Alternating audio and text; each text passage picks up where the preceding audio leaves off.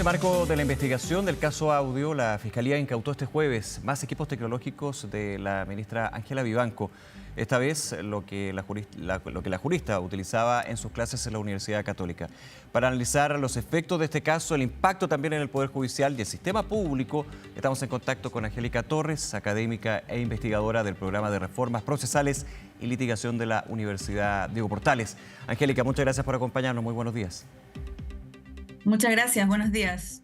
A modo general, primero para comenzar a conversar, Angélica, ¿cómo ves lo que ha sido el impacto en términos del sistema judicial, del Poder Judicial, de las informaciones, los trascendidos y las investigaciones, digamos, que se han concretado para lo que tiene que ver con integrantes del sistema? A ver, yo creo que para nadie es un misterio que estas repercusiones son algo sumamente grave.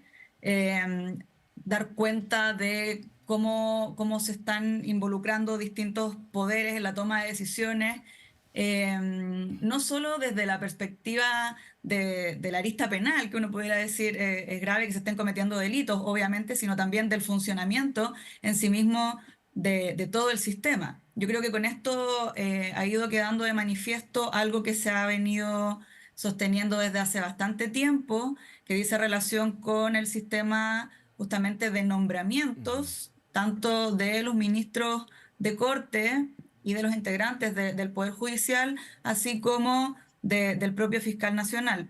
Entonces, si uno tuviese que rescatar algo positivo de todo esto, es que Claro. quizás estos temas se están volviendo a discutir.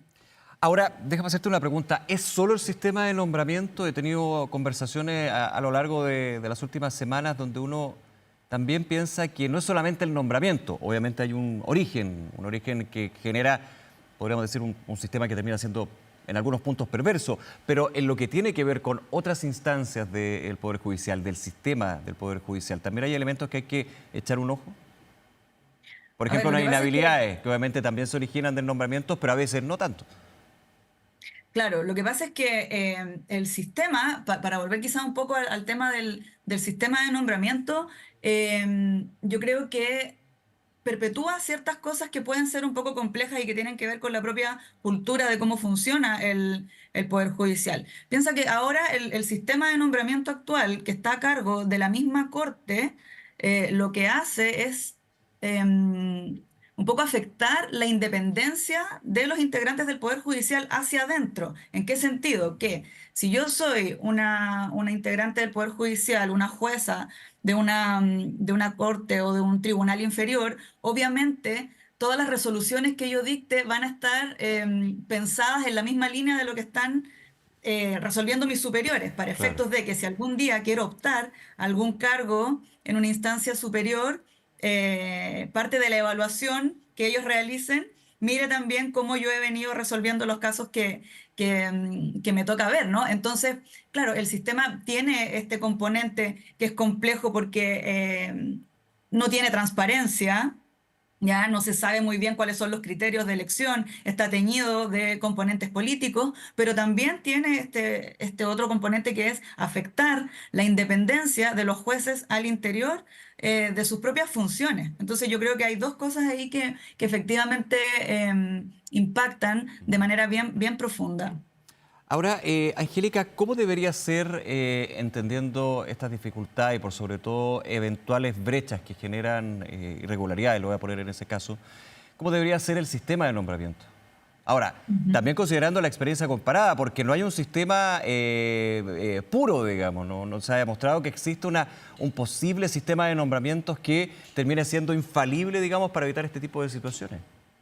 Claro, claro, aquí no podría decirte yo, este es el sistema infalible, Por supuesto. pero sí hay ciertas cosas que se ha demostrado que podrían funcionar en atención justamente a estos nudos críticos, ¿no? Entonces, eh, algunas cosas, por ejemplo, son mejorar la transparencia del sistema de elecciones. O sea, esto de que hoy en día no exista claridad respecto a cuáles son los criterios que se tienen en consideración para elegir a determinadas personas, cuando se forma la terna o cuando se ratifica o no se ratifica, o cuando se forma la quina, dependiendo del proceso, que quede claro qué es lo que se está evaluando. Se están mirando las Claro. competencias Para que se haga el chequeo, digamos, si académicas, cumple o no con esos claro, requisitos de partida, el desde, exactamente. claro.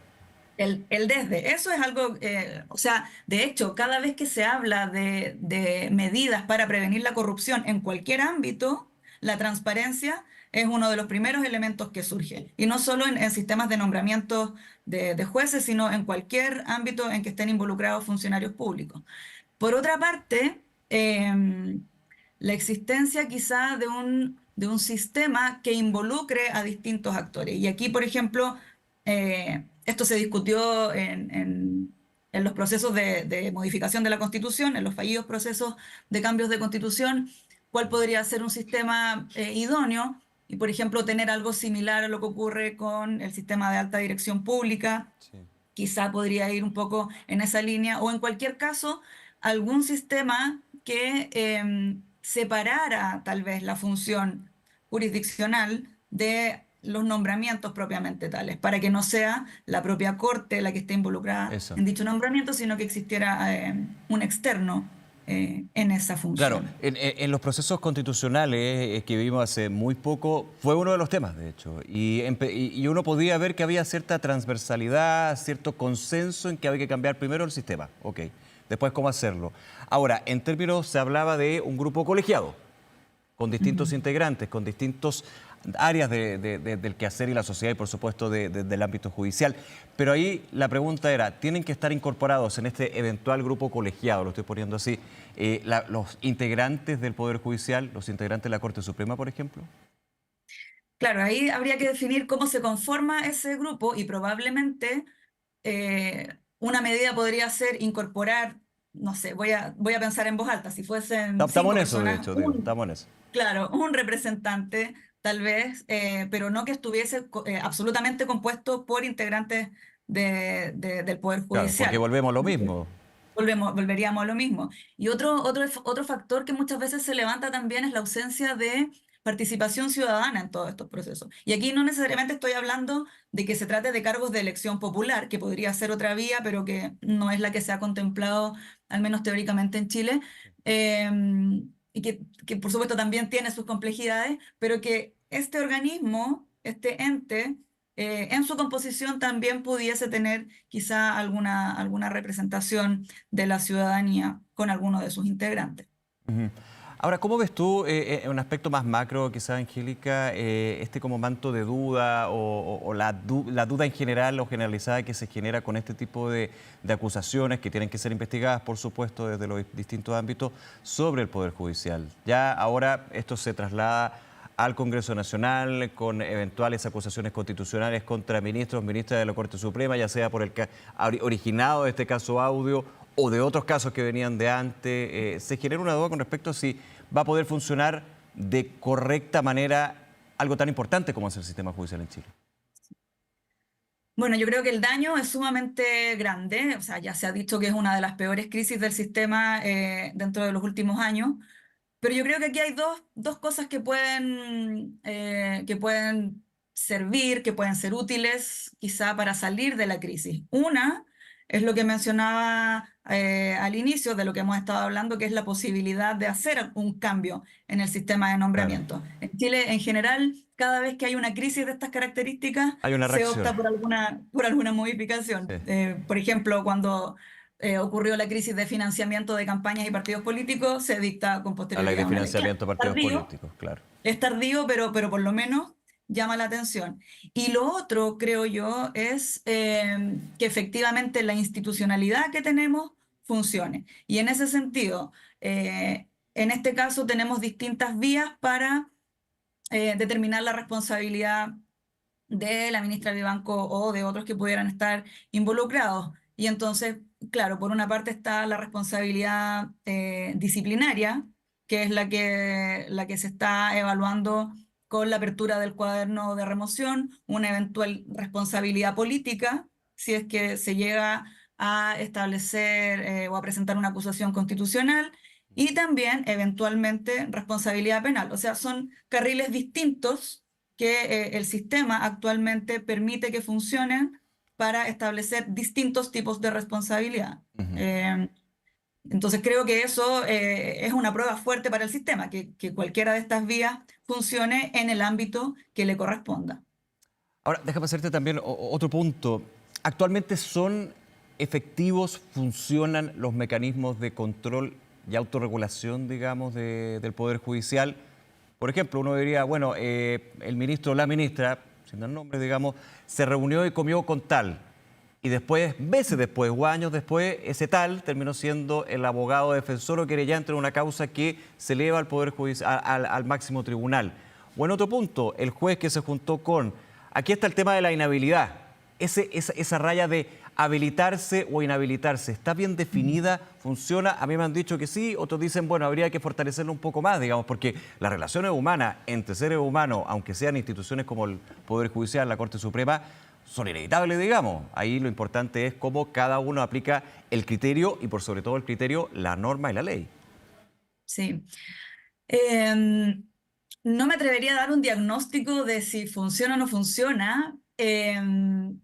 Sí, yo creo que los mecanismos existen, pero quizá puede existir un problema que pueda ser un poco más profundo y que diga relación con la formación ética, ¿ya? Y ahí, claro, no tenemos sanciones a ese nivel porque uno esperaría que la conducta de cada una de las personas que se desenvuelven en estos ámbitos fuese ética y fuese no solo ética por una cuestión de comportarse bien, sino también por cumplir con los principios Claro, que claro. se deben observar al desempeñar los cargos, como el principio de probidad, por ejemplo, que está regulado incluso a nivel constitucional. Ujú. Sí, porque aquí, por ejemplo, se ha dado caso, el ministro o ministra era compañero de universidad del abogado o abogada. Bueno, pues si era abogado también, entonces poner Claro. la duda sobre un tema donde efectivamente, y puede haber eventualmente, no lo sé. Ahora, siempre las resoluciones de la justicia se dan, digamos, por la misma resolución. Pero evidentemente los criterios de los jueces, los criterios de los ministros y ministras, es un tema que siempre ha generado amplia discusión, también dependiendo de la estrategia de quién se ve beneficiado y quién se ve perjudicado. Ujú. Así es. Y por eso uno esperaría que, por ejemplo, en el ámbito penal, para ejemplificar lo que es el área que yo más manejo, Perfecto. todas las resoluciones estuviesen lo suficientemente fundadas, ¿no? Y argumentadas para entender cuáles son las motivaciones, las razones que efectivamente llevan a resolver un caso en una u otra dirección y poder interponer los recursos que sean pertinentes cuando eso no ocurre. Si esas razones no se visibilizan en la sentencia, en la resolución, claramente tenemos un problema. Ahora, yendo un poquito más allá, en tu visión, Angélica Torres, ¿se da una especie de endogamia entre la política y el Poder Judicial, entendiendo que son súper independientes, pero que evidentemente es parte de la discusión?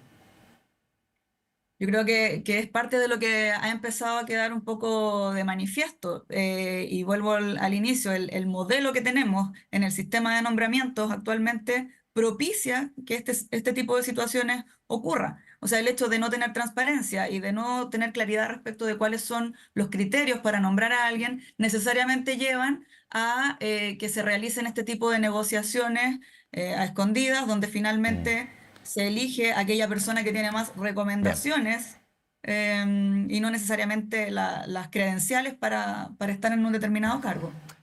Angélica, nuevamente gracias por acompañarnos. Angélica Torres, académica investigadora del programa de reformas procesales y litigación de la Universidad Diego Portales. Que tengas buen día. Gracias. Muchas gracias. Nos vemos. Chao.